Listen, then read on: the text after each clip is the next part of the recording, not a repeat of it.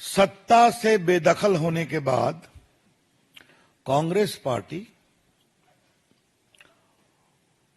उनके सहयोगी गठबंधन के लोग और उनको प्रमोट करने वाले टूल किट के लोग थोड़ा संयम और शांति रखेंगे। लेकिन नरेंद्र मोदी जी के खिलाफ इतना दिल में घृणा है कि तीसरी बार प्रधानमंत्री कैसे बन गए, और बन तो गए तो इनको बेदखल करने की पूरी कोशिश करो।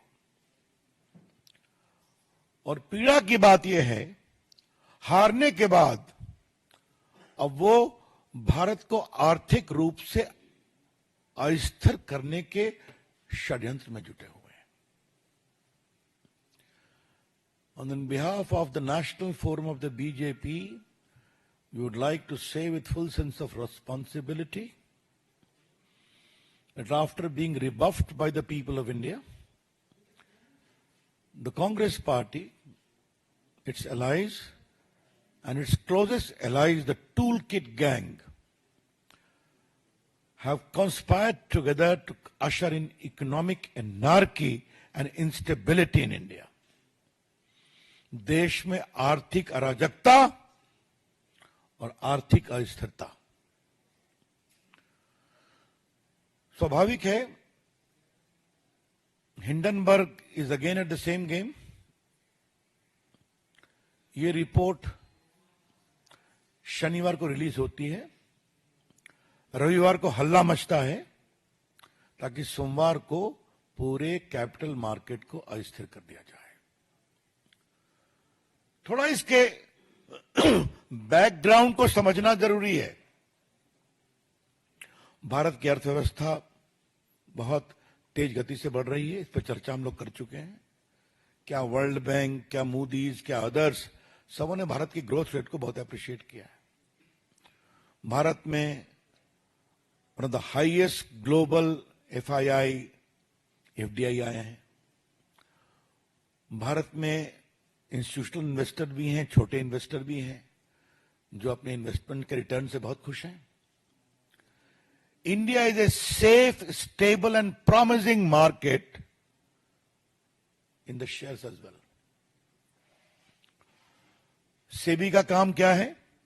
सेबी को उसकी कानूनी जिम्मेवारी है कि मार्केट ठीक चले। और जो मित्र इसको फॉलो करते हैं, आपको मालूम है कि सेबी एक्ट में सुनवाई का प्रावधान है, निर्णय होता है, उस निर्णय के खिलाफ एक अपील का भी प्रावधान है, जहां जजेस भी बैठते हैं, हाई कोर्ट के चीफ जस्टिस या सुप्रीम कोर्ट रिटायर्ड जज, और उसके खिलाफ एक अपील का प्रावधान सुप्रीम कोर्ट में भी है। तो एक पूरा स्टैट्यूटरी स्ट्रक्चर है कि भारत के कैपिटल मार्केट को किस तरह से मैनेज किया जाए। अब मैं एनआरकी के कुछ उदाहरण आपको देना चाहता हूं। मैंने जानबूझ के जिम्मेवारी से इकोनॉमिक एनआरकी के शब्दों का प्रयोग किया है। पहले हिडनबर्ग की रिपोर्ट आई थी, आपको मालूम है। उसकी डेट आपको मालूम है कि जनवरी में ऑर्डर आया था सुप्रीम कोर्ट का। 24 में 22 इंक्वायरी कंप्लीट हो गई थी, बाद में एक और कंप्लीट हो गई। तो वो एक लीगल प्रोसेस है जो सुप्रीम कोर्ट के आदेश से चला है। अच्छा होता जो राजीव गांधी और कांग्रेस के लोग जेपीसी की बात करते हैं, बड़े वकीलों की फौज है उनके साथ, तो पेश हो जाते उसी में, इंटरवेन करते उसमें, कुछ नहीं किया। उसके बाद हिंडनबर्ग को नोटिस दी जाती है जुलाई में कि आपने जो आरोप लगाया कानून के विरोध में, आप जवाब दीजिए। हिंडनबर्ग ने वो रिपोर्ट बाकायदे वो नोटिस अपने वेबसाइट पर भी दी है, जिसमें उनको नोटिस क्यों भेजी गई है वो भी कारण है। उसका जवाब देने की बजाय अब ये फ्रंट खोला गया है। मैं फिर रिपोर्ट कर रहा हूं कि जब हिंडनबर्ग के खिलाफ